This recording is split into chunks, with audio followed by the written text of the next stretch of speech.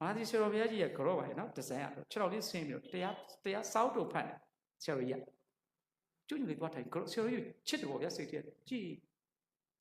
ဘုန်းကြီးဝတ်မလားဆရာတော်လေးမင်းကုန်းဆရာတော်ကဘုန်းကြီးဝတ်မလားမေးဘူးတယ်မာသီဆိုအဲ့တော့ဝတ်လိုက်ရမှာဗျာသိလားမဝတ်ချင်ဘူးဖေဘုတ်လို့ညဘက်မစားဘက်မနေနိုင်ဘူးရီးနေတယ်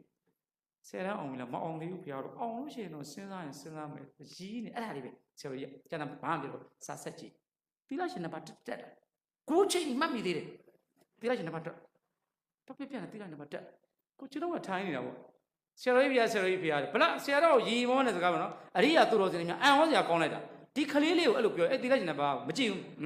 အဲ့လိုပြောတာဆရာတော်ကြီးဆရာတော်ကြီးသိတယ်ဗျာဆရာတော်ကြီးဆရာတော်ကြီးအဲ့လိုလက်မကြည့်ဘူးအဲ့ဒီမတ်သီလဝတီဖေရတယ်အမှတ်တွေကျဲတယ်တောင်ကြည့်မြောက်ကြည့်နေဖေရတယ်သီလရှင်တစ်ပါးတမင်အကြောင်းဟိုဘက်ကသီလတစ်ပါးဒေါ်သီလဝတီဆိုတာဖေရတယ်အမှတ်တွေကျဲလိုက်တာတဲ့တောင်ကြည့်မြောက်ကြည့်နေတယ်တေချာလဲအာယုံမပြုတ်ဘူးဖေရတယ်ဟာဒီသီလရှင်ကသူများမကောင်းလို့လာပြောတယ်ကျွန်တော်ကခလေး15နှစ်သားလေးဘာပြန်ပြောမလဲလို့အံ့ဩစရာကောင်းတယ်နော်ပညာရှိများဆရာတော်ကြီးကပြောပုံကဒီဇိုင်းနဲ့သူ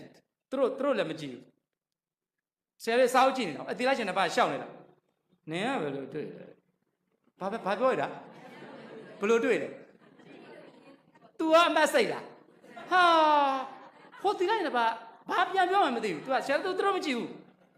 ရီပြောမနေတဲ့ဆရာတော်ဟိုသီလရှင်ကဆရာတော်ပြဆိုအဲ့လိုဒေါ်သီလဝတီကဖျားတဲ့တစ်ချိန်လုံးနဲ့ငိုက်နေတယ်အမိုက်တွေတောင်းကြီးရောက်ကြီးနဲ့ဖျားတဲ့တရားလက်တစ်ချက်မမှတ်ဘူးဖျားဘာပြောမလဲကျွန်တော်ကြည့်နေတာ